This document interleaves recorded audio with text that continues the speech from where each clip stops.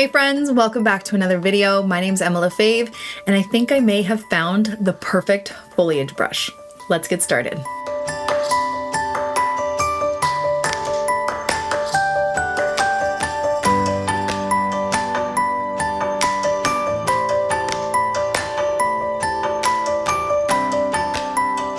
Okay friends, so I recently just posted a video on how to paint trees with watercolor and 2 simple tricks that will get you painting better trees. And I love that video. I stand by everything I said, but I have now found a new brush that makes it even easier to paint trees. So this is the Princeton Select Deerfoot brush. I have been looking for different brush types for future subscription boxes that I'm doing with Craftimo eventually at some point. And part of that is looking for new brush sizes and shapes and different ways I can use them. So I try out different kinds of brushes to see what I like and what they can do. And I wanted some sort of foliage brush. I have created my own foliage brush by cutting one of them up in the past, which I can't seem to find it right now. I do have a video on it, but I saw this one. I looked up foliage brushes because I want to create one with Craftimo, and I saw this brush, and it looks like it's just like a really old kind of crappy brush. It has very rough kind of bristles. They're very spiky, and then the shape of this one is interesting. So it's very blunt, right? A very kind of like flat edge, and it's called Deerfoot because it kind of looks, I don't know if you can see this, like the shape of a hoof. See how it's really flat right there? And it's a little bit longer on the side, but shorter on the side. So I was curious, and I got it, and I played with it, and I realized that this brush is like the ultimate for creating watercolor trees. So I'm going to show you how to use this today. Hopefully at some point I can create something similar with Craftimo, but I want to show you how to use this. So I'm going to wet up my brush. I'm just painting in my Etcher Lab cold press watercolor perfect sketchbook. I am going to do some autumn trees, and I'm going to start with yellow. So it's nice and wet, and I'm just going to dab it in my yellow paint down here, and look at the marks that I get with this brush. Now they look like just little dots, right? But if you press a little bit harder, you can kind of make up for some of that white space. But if you tap a little lighter, you get just the little dots, and it creates the perfect foliage. Okay, so remember, if you watched the last video about my trees, I'm just kind of creating this almost like a triangular shape, but it's like a rounded triangle. I have little marks that are kind of outside of that shape, leaving some white space throughout, so it's not just one solid shape. But like, look how perfect this is for a tree. And then that's not it. Hold on. Wait till we add the shading. Then I'm going to grab my yellow ochre. I'm going to pick where my light source is. Say it's coming from this side. I'm going to tap on the opposite side for some shadow. But like, look how effortless this is. I'm like, I can speak. Okay. It creates the perfect foliage. Look at that. I have never made a tree so easily. Okay, I'm going to grab a little bit of brown just for another round of even deeper shadow. And even like, I'm doing wet on wet, but because the bristles that are kind of landing down they're just such tiny little dots, it creates a more natural shadow effect, I find. I don't know. It's just so cool. Okay, so there's that one. We're going to add the trunks after. Let's do another one. Let's do an orange tree. Okay, maybe this one's a little bit taller. This one could be in like different sections. So just like one initial tap, like you're just going to get these little bits. You really kind of have to give it a little bit more of a push to get some more solid strokes. But when you do want those tiny little dots, it's made so easy with this brush. And I try and hold it flat, kind of like the deer hoof way, but sometimes I'll like flip it over move it around, and just see what other kind of shapes I can get.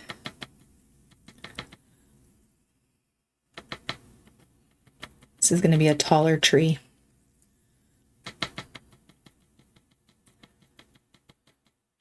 And it's very therapeutic, I will say that. Okay, then I'm going to grab a little bit more red, maybe a bit of burnt sienna just to tone it down a bit. And I'm going to add in my shadows to the left side. And then at the bottom of each of these sections, kind of like that. I feel like it needs a little bit more lightness over to this side.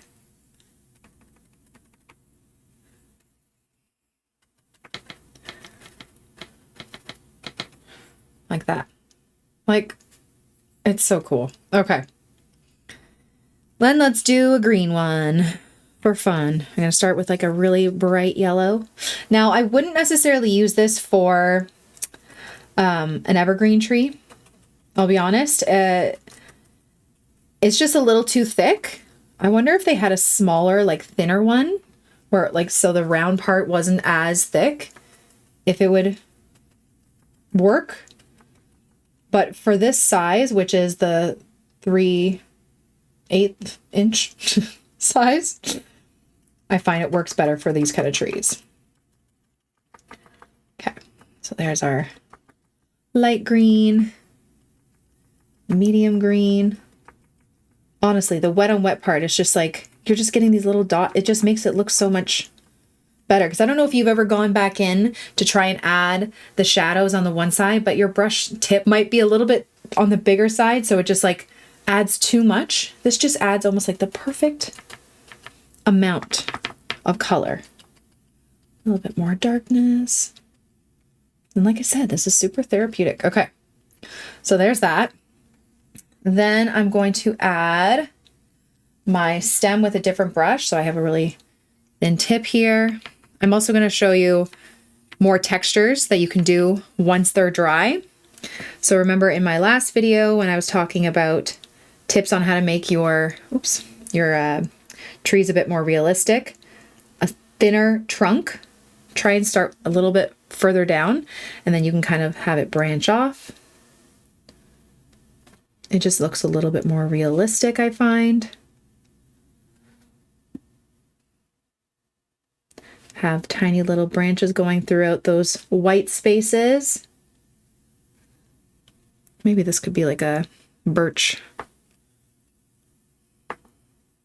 tree, although I feel like their leaves turn more, what's it called, yellow than orange. Like that. So this is thick, but this is, I'm doing two big kind of trunks. I have one of these trees in my backyard. Actually, hold on. I'm going to make it thinner.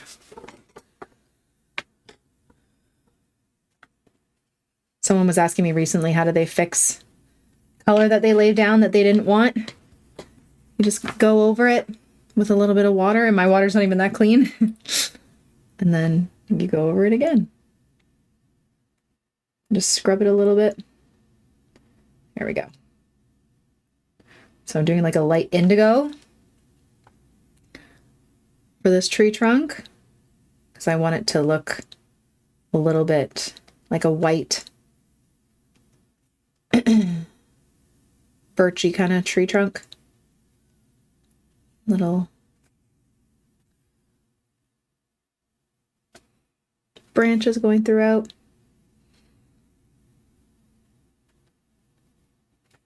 Like that. I will come back and add a little bit more detail to that one.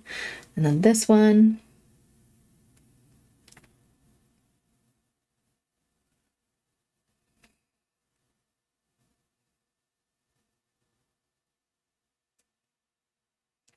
Like that.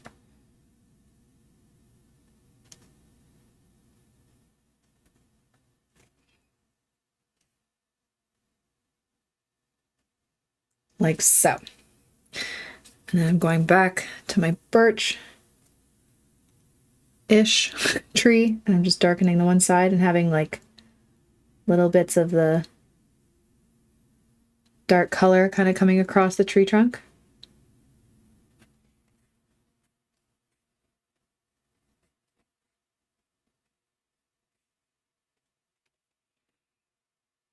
I should have waited for it to dry a bit better, but that's okay. A little bit darker up through here. Okay. We're also waiting for the tree part to be dry, which it basically almost is. Okay. Then just to kind of give it a little bit of ground, I just like to kind of wet the bottom here, because I'm also going to show you what this brush can do for like grass and stuff on the ground, which is also really cool. Telling you, this brush is awesome. And the brush that I'm currently using, this is a sample from one of my new travel brushes that I'm going to be coming out with at some point. I love them so much that I use them at home and not just when I travel. But I will tell you more about that when I know more about a release date. Okay, but like look at these trees. Look at them. They look incredible. Okay, so you can leave them completely like that, or you can take your brush again. It's up to you. You can do another round kind of on top of a bit more dots and foliage if you want to. So I kind of like it like this too, but if you wanted a little bit more texture on some of your trees, you could add a bit more like that. Now, I don't know if I would do too much, because I kind of love the natural effect that we're getting with this, just from the wet on wet, but this also looks so cool. And it's just like completely effortless, literally just dabbing. I just have to think of kind of the overall shape that I want for the tree, and then I just let the brush do the rest. A little bit more shadow in there. Okay. Then green. Just a little bit more texture on there. Okay, and then this brush is also great for, look at this, grass.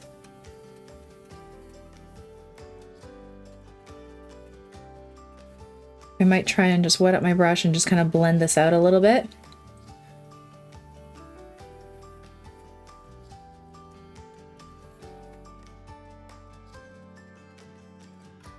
But like, look at the tiny, fine bits of grass you can get with this.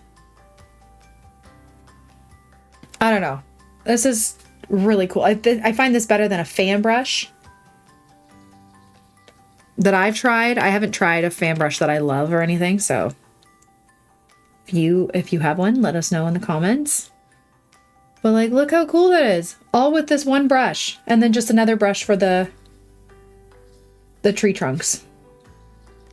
But it just looks so cool. You can even take some of the colors, like there's some fallen leaves.